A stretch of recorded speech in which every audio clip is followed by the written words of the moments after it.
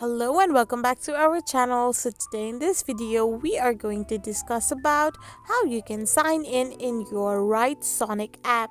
So without wasting much of our time, let's dive into the video.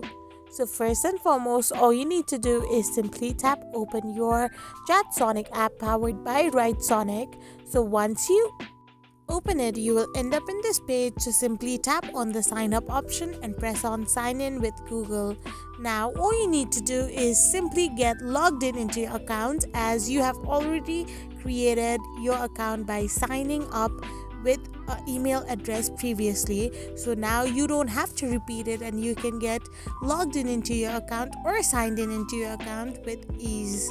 So this is how you sign in your WriteSonic app. I hope you found this video helpful, so don't forget to hit that subscribe button and do give us a thumbs up. We will be back again with these informative videos.